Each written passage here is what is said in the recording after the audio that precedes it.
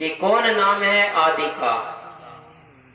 लोग यही मानते हैं कि सबसे पहला नाम कहाँ है दुनिया में, सबसे पहला नाम बताते ओमकार का, जिससे कहते हैं जो सृष्टि का जन्म हुआ, सृष्टि उत्पन्न हुई। ऐसा लोग मानते हैं, बताते हैं, शास्त्रकार अपनी बातों को सुनाते हैं। लेकिन महापुरुषों ने यहाँ क्वेश्चन किया है कि कौन नाम है आदि का, कौन नाम है अंत, कौन नाम है ब्रह्म का, कौन नाम है संत। ब्रह्म का नाम क्या है और संत का नाम क्या है, संत किसे कहा जाता है। इन्हीं 4 क्वेश्चनों को उत्तर देते हुए महापुरुष कहते हैं कि सेवा नाम है आदि का, बोध नाम है अंत, ब्रह्म नाम है ब्रह्म का, शांति नाम है संत। अब आप खुद सोच सकते हो कि सबसे पहले ज्ञान को ऊपर रखना चाहिए या संत महापुरुषों को ऊपर रखना चाहिए, लेकिन महापुरुषों ने सबसे पहला नाम किसका रखा है? सेवा नाम है आदि का। सेवा को सबसे पहले रखा गया है। क्यों रखा गया भाई सेवा को? क्योंकि जीवन में आदमी अपने व्यवहार और परमार्थ क्षेत्र में तभी व्यक्ति आगे उठ सकता है, आगे बढ़ सकता है, यह जीवन में सुख और शांति का कारण उसी व्यक्ति के जीवन में हो सकता है जो सबसे पहले आदमी के जीवन में सेवा भाव हुआ करती है। जिसने सेवा नहीं किया है वो जीवन में किसी भी दिशा में आगे नहीं बढ़ सकता है, ना तो ऊपर उठ सकता है। कारण क्या है? क्योंकि अहंकारी आदमी, अभिमानी आदमी कभी किसी की सेवा नहीं कर सकता है। जिस पिता ने हमको जन्म दिया, पुत्र भी अपनी पिता की सेवा नहीं कर सकता है। जिस गुरु के द्वारा हमारे जीवन में ज्ञान का प्रकाश हुआ, ज्ञान का प्रादुर्भाव हुआ, उस शिष्य के जीवन में भी जब अहंकार और अभिमान आ जाता है तो वो भी अपने गुरु को नमस्कार करना, गुरु के सामने झुकना भी उसे शर्म आती है। इसीलिए सज्जनों, जो व्यक्ति जीवन में कभी झुक नहीं सकता है, जिसके जीवन से अहंकार और अभिमान नष्ट नहीं होता है, वो जीवन में कभी किसी की सेवा नहीं कर सकता है। क्योंकि सेवा ही एक ऐसा हमारा जीवन का माध्यम है जिसके कारण से, सेवा करने से हमारे अंतःकरण की धुलाई और अंतःकरण की सफाई होती है। अंतःकरण शुद्ध करने के लिए, अंतःकरण को पवित्र रखने के लिए हमारे जीवन में सबसे पहले सेवा महत्वपूर्ण है।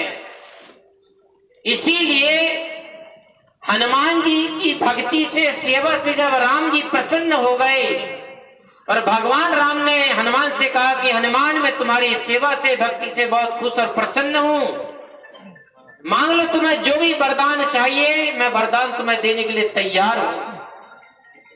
लेकिन हनुमान ने क्या बोला? अर्थ न धर्म न काम रुचि, गति न चाव निर्माण, और जन्म जन्म श्री राम पद, यह वरदान न आन। कि हे भगवान, मुझे अर्थ का ये रुपया पैसा भी नहीं चाहिए, मुझे धर्म और कर्म भी नहीं चाहिए, और ना मुझे कोई गति और मुक्ति चाहिए। हे भगवान, मुझे अगर वरदान ही देना चाहते हो तो जब जब मैं जन्म लूं, हर जन्म में मुझे आपकी सेवा और भक्ति सदा सदा मिलती रहे। मुझे तो ये वरदान चाहिए। क्या वो हनुमान जी न समझ थे? लेकिन आज आदमी जीवन में किसी की थोड़ी सी भक्ति करता है तो कोई नाम के लिए करता, अपने अहंकार के पोषण के लिए करता है।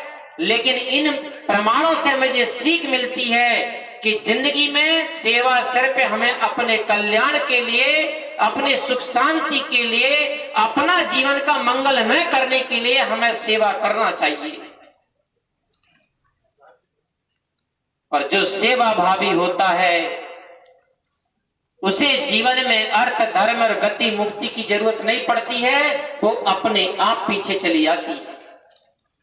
इसलिए सेवा करने में हमें वो सुख मिलता है, वो आनंद मिलता है जो दुनिया की कभी दौलत में नहीं मिलती है, दौलत की सुख शांति में नहीं मिलती है, दौलत के संसार के प्राणी और पदार्थ में नहीं मिलती है, वो सेवा और भक्ति करने से हमें जीवन में सच्ची सुख और शांति प्राप्त होती है।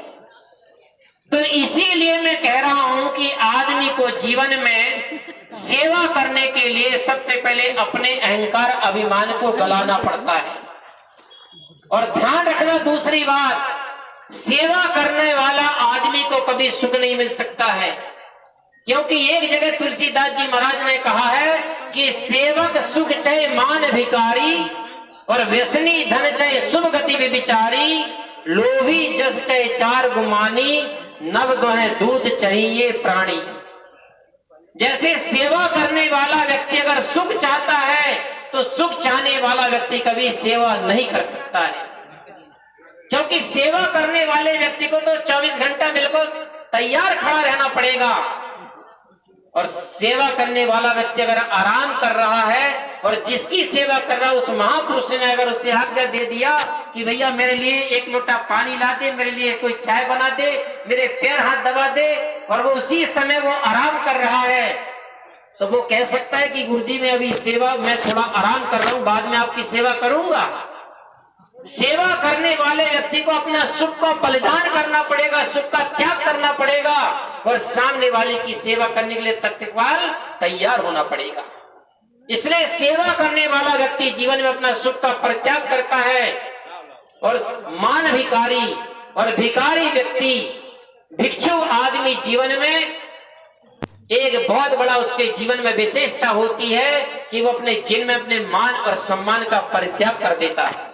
जब वो किसी के दरबार में जाके किसी के सामने हाथ फैला करके भिक्षा मांगता है, और व्यसनी धन चाहे, और व्यसनी आदमी दुर्व्यसन में फंसा हुआ है आदमी जीवन में वो चाहे कि मैं धनवान बन जाऊं, पैसा वाला बन जाऊं, वो जीवन में कभी पैसा वाला नहीं बन सकता है।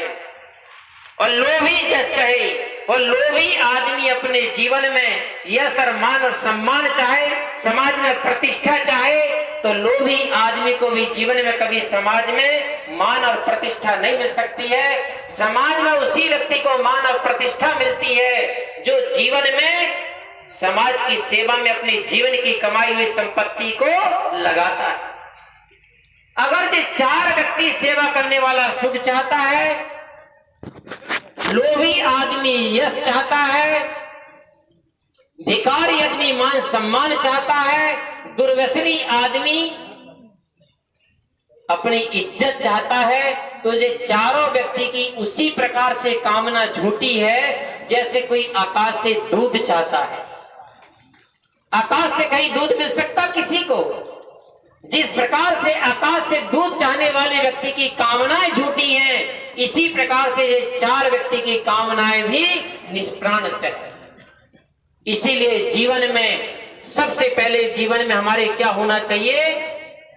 सेवा होना चाहिए, भक्ति की होना चाहिए। और सेवा करने के लिए, भक्ति करने के लिए सबसे पहले हमें अपने जीवन में अभिमान और अहंकार का परित्याग करना पड़ता है, क्योंकि अहंकारी व्यक्ति किसी के सामने झुक नहीं सकता है, क्योंकि अहंकार दूसरे को झुकाने में प्रसन्न होता है और निरंकारी व्यक्ति दूसरे के सामने झुकने में प्रसन्न होता है। और महापुरुष तो यहां तक कहते हैं कि अहंकारी के पास में ज्ञान न करता धाम, और फटी जेब में क्या कभी टिक सकता है दाम। जिस प्रकार से फटी जेब में रुपया और पैसा टिक नहीं सकता है, उसी प्रकार से सज्जनों अहंकारी व्यक्ति के हृदय में कभी ज्ञान रूपी धन रुक नहीं सकता। और आगे कहा है महापुरुषों ने कि अहंकार में तीन गए, धन वैभव और वंश, ना मानो तो देख लो रावण कौरव और कंस। अहंकार में तीन व्यक्ति चले गए हैं। हमारी छोटी मोटी की बात क्या करते हो आप? जिनको तुम सम्राट कहते थे, राजा महाराजा कहते थे, भाई अहंकार में तीन व्यक्ति सर्वनाश हो गए। इसलिए सज्जनों हमारे जीवन में अहंकार को नष्ट करना है, अहंकार को गलाना है, अहंकार से हमारा जीवन को रहित बनाना है, तो सबसे पहले हमारे जिंदगी में सेवा और भक्ति आना चाहिए। इसलिए महापुरुषों ने कहा है कि सेवा नाम है आदि का। और जिसके जीवन में सेवा होती है, भक्ति होती है, सेवा करने वाले व्यक्ति के जीवन में, भक्ति करने वाले व्यक्ति के जीवन में, महापुरुषों ने कहा है कि भक्ति के दो पुत्र होते हैं। भक्ति को अध्यात्म में मां कहा गया है और भक्ति के दो पुत्र पैदा होते जिनका नाम क्या है? ज्ञान और वैराग्य। क्योंकि जहां पर हमारे अंतःकरण की सफाई होगी, अंतःकरण की निर्मलता होगी, पवित्रता होगी, वहीं पर